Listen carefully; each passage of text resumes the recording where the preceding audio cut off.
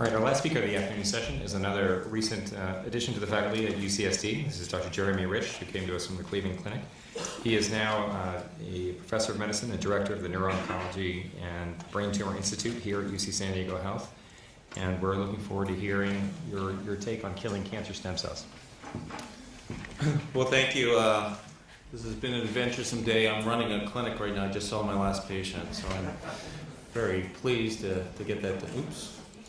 Let's see if I can figure out how to work this. So we've been discussing cancer stem cells a lot today. I just thought I would touch base with my personal bias. So there's a lot of people in terms of the way they define cancer stem cells, and I'm the one who's right, so you should listen to me. That's only partially a joke. But so the thing is that if we keep in mind that stem cell biology in general is dependent on functional definitions, we're kind of chasing a definition that is a little bit difficult. So we know self-renewal and the ability to undergo sustained proliferation are a key aspect. One of the challenges is what is self? So if you talk about self-renewal, we really don't understand how to measure self. And so that's a big issue that we're facing. But we also want to be able to recapitulate the functional status of our organ. There are a lot of dialogue around the frequency of the cells, the markers, and these other aspects. And the truth of the matter is those things are really still up in the air and frankly not really a firm definition. And so I'm going to share with you some of the lessons I learned. So there's a guy named Rob Ressler-Rea who's here in San Diego, and he and I used to have a joint lab meeting, and he would present cancer stem cell stuff, and I really thought it was stupid, and so I went into this field to prove Rob wrong, and so I've learned that I am wrong sometimes, I've also learned some lessons along the way, and so I'm going to actually kind of flip the dialogue that we're having around the development of drugs by thinking about how we're thinking about the cells themselves and the models we're using in order to find some discovery aspects. So the first thing is cancer stem cells are important. So a lot of people want to say, well, we've done the NCI 60 cell lines, they're really 59, and we realize that these effects are not predictive of what happens in a patient.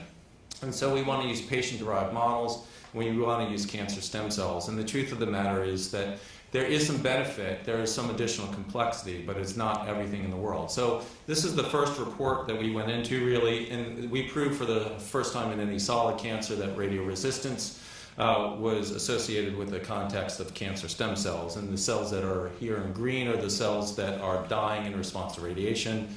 The stem cell enriched populations are less likely to die.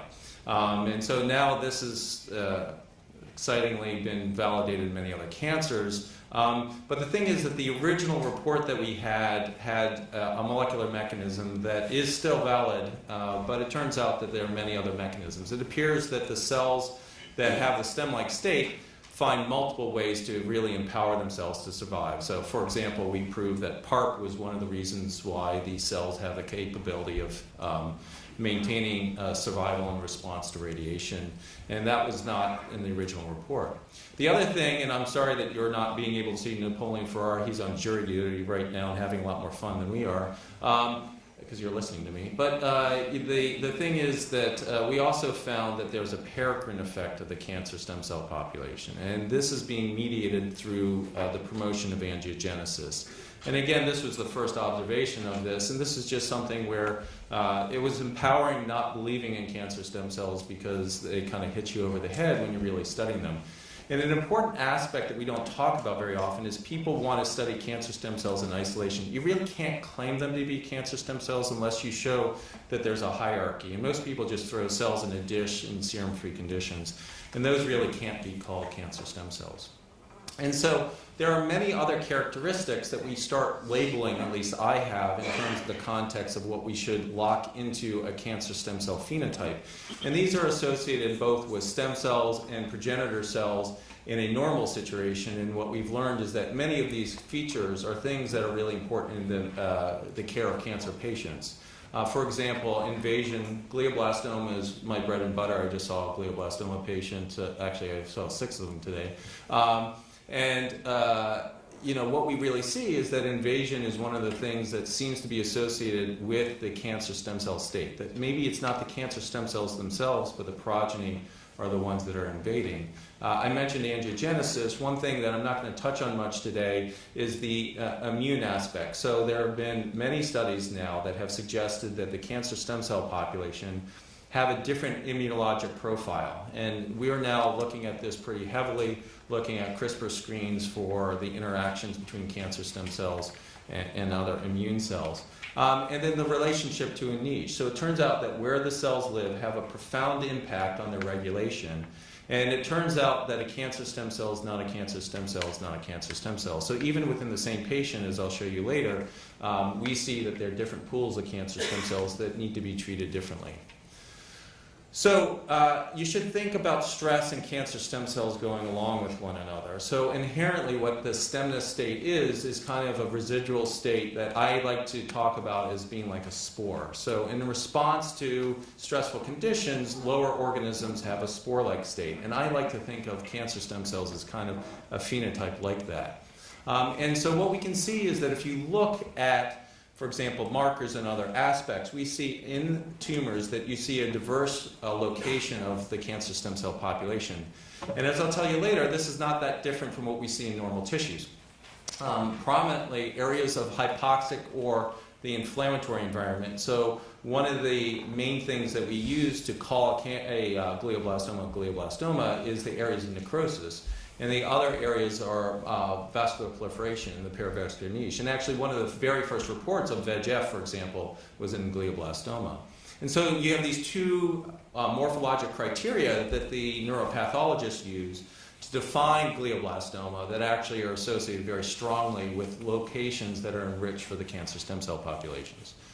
And one of these aspects that's driving the stress is obviously low oxygen state. The fact is that the lowest oxygen conditions we tend to see are in the fetus, where the stem cell percentages are the highest. And so it's not a surprise that in a normal adult and in a pediatric patient that you can see, even in a normal circumstance, that low oxygen conditions are associated with the stem cell phenotype.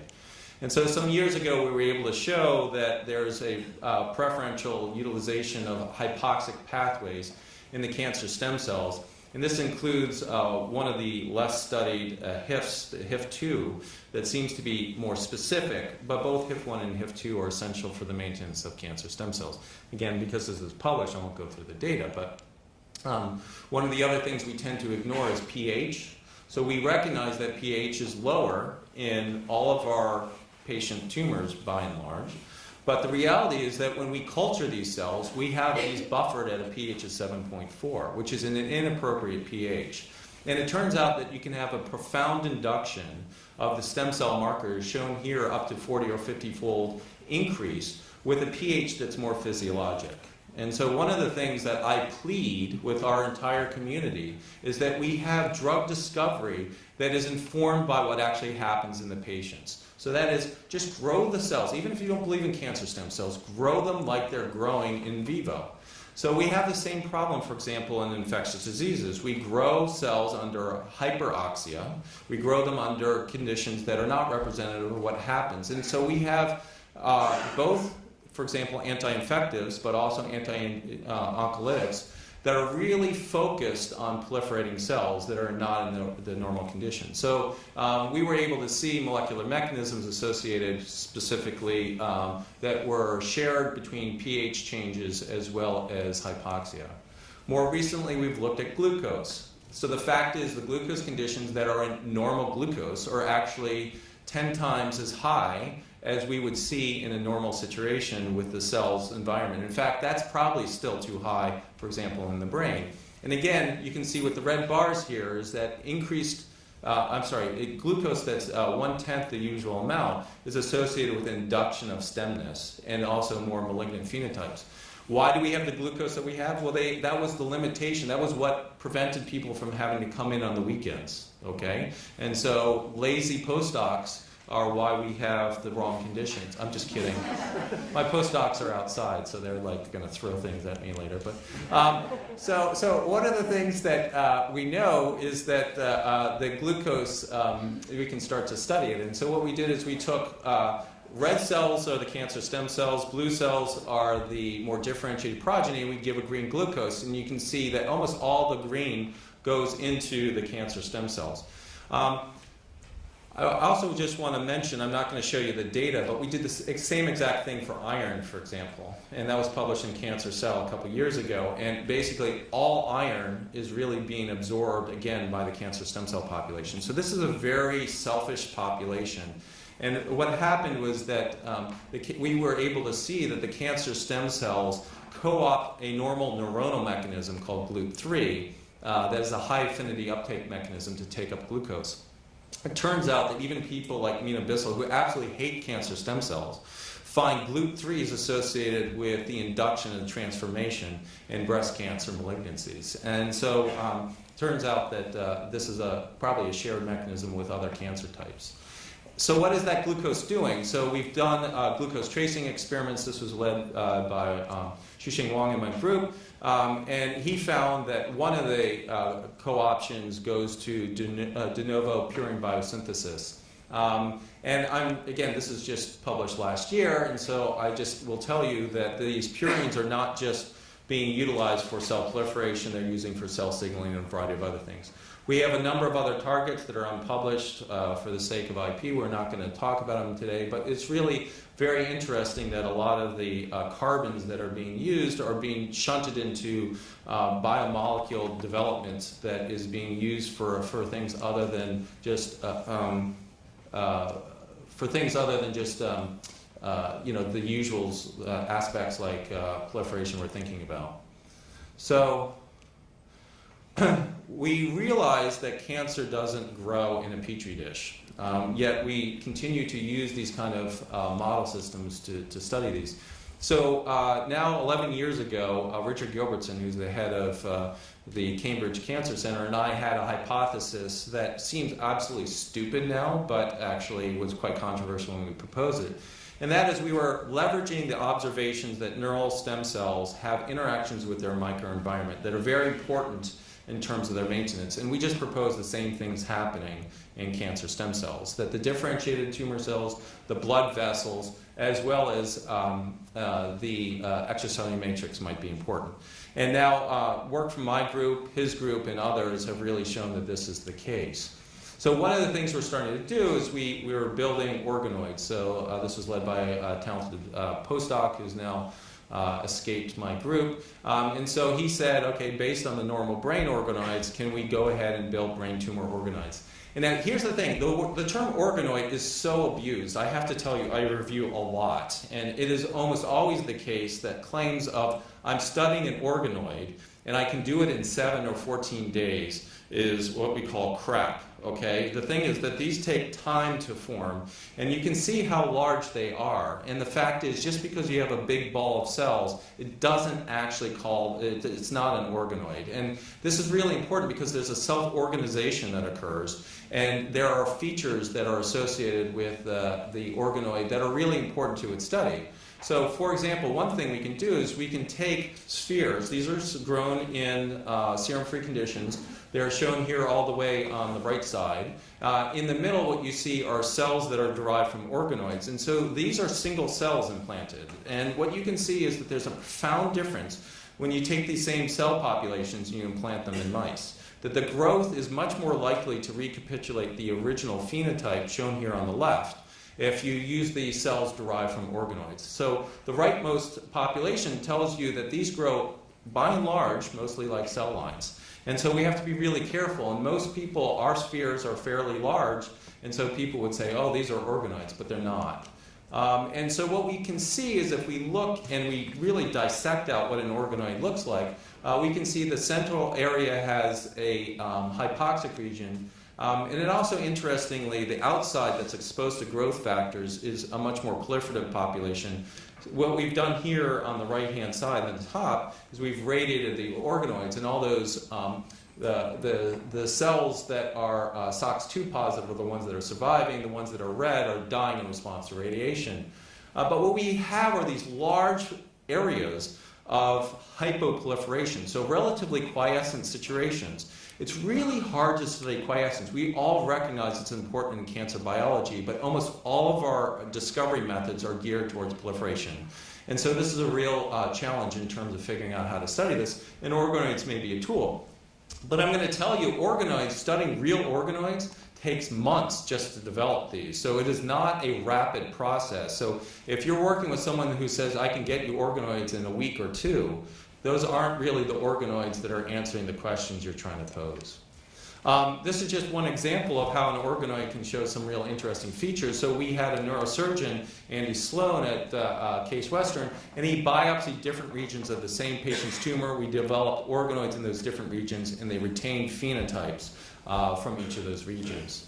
So last year we published in Nature leveraging the next step, and that is, let's go do a discovery screen in vivo versus in vitro. And the in vitro conditions were stem cell conditions. And what we can see, a couple things quickly, messages. Number one, there were more hits in vivo than in vitro, exactly opposite to what we thought.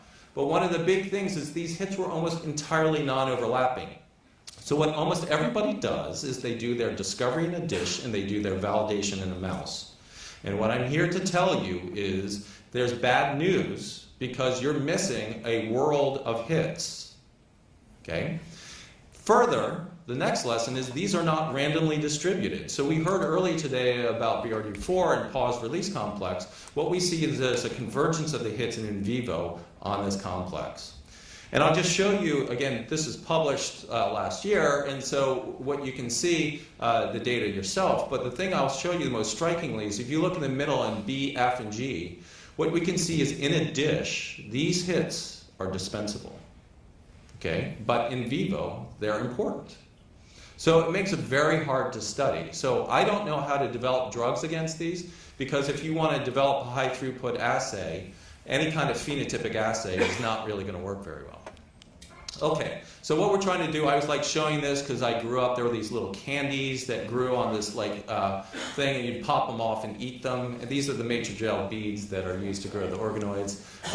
And so, oh, the movie actually works. So these are how you grow the organoids. And so one of the things that we're trying to do is figure out how we can segregate the inside and the outside. And I'm not going to show you this, but we've developed a methodology where the dye is allowed to permeate, and then you fact sort these, and you can segregate these populations. So we've done a screen also in the organoids. There's greater overlap with the in vivo situation, and we've also looked at the inside and the outside because we think these are phenotypes that are similar to locations in the tumor.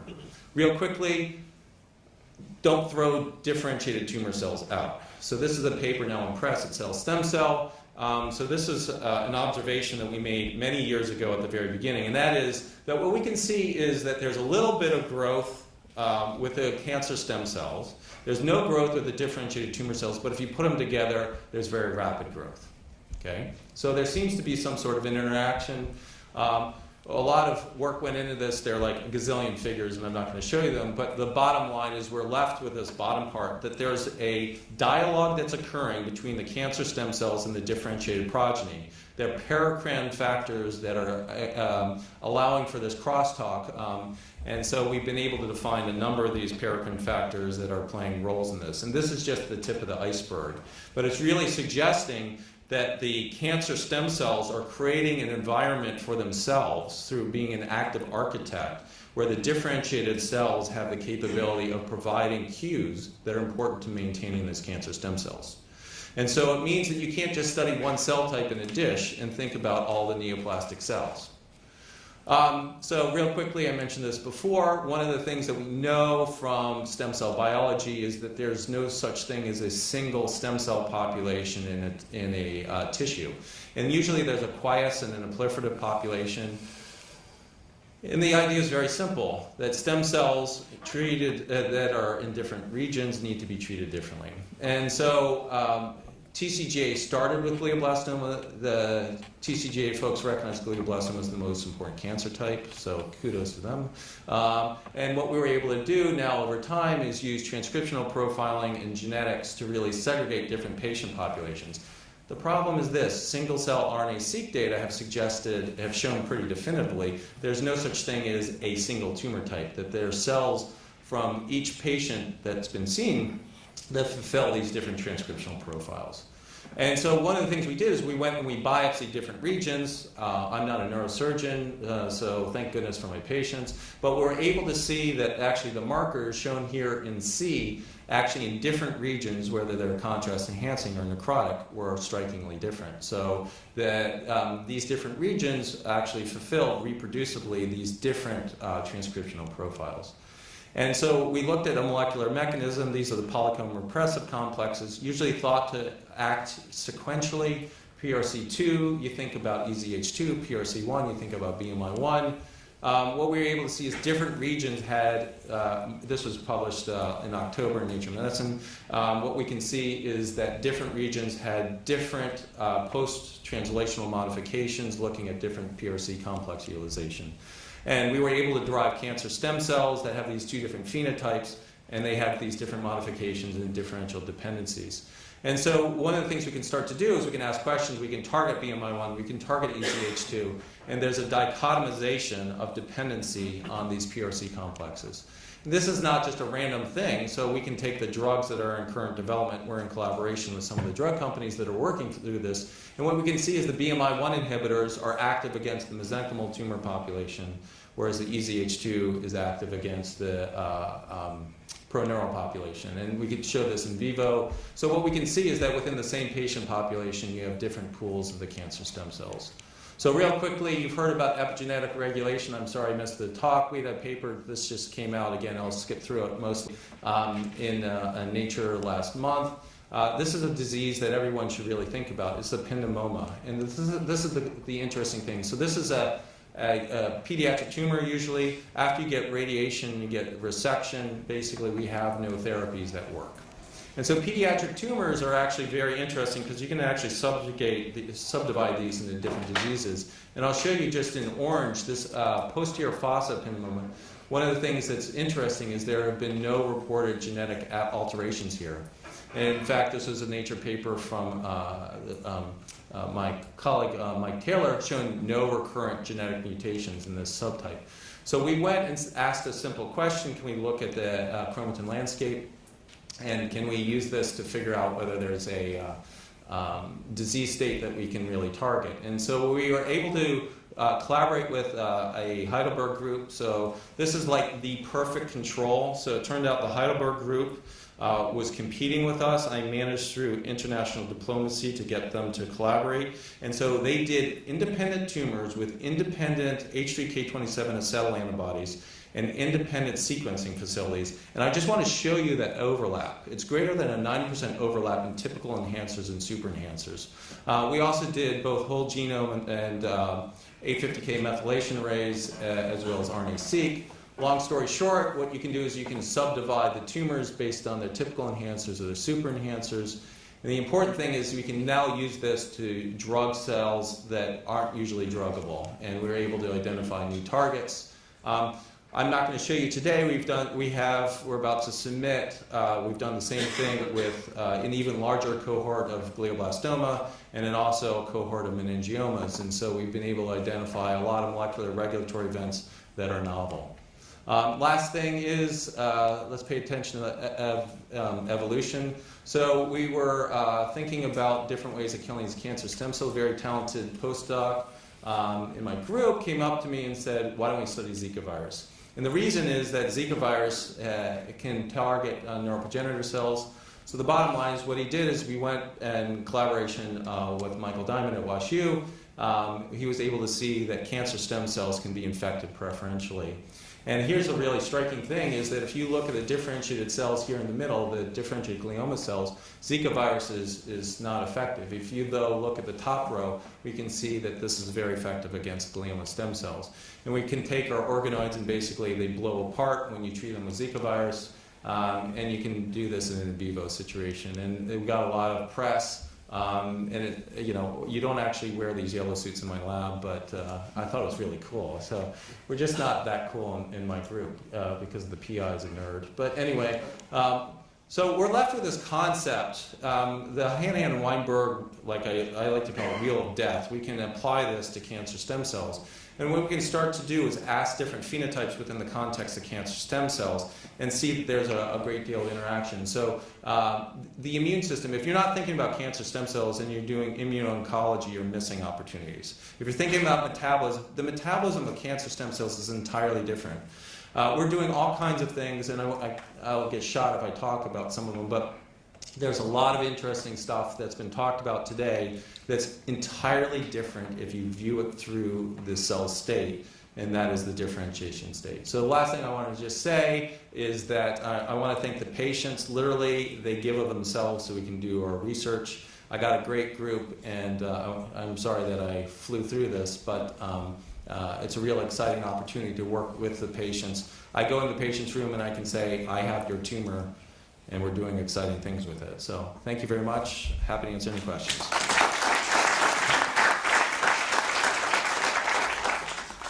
Plenty of time for questions?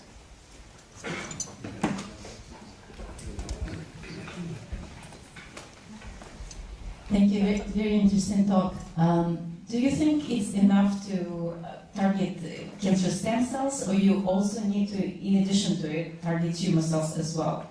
I think you need to think about and I'm writing, actually, Cell Stem Cell just asked me to write this up. Cancer is an organ system. It's an ecosystem. And the fact is that what we know in most ecosystems is that you can go in and you can wipe out one part of the ecosystem and the ecosystem recovers, okay? And so I don't think cancer stem cells are the answer.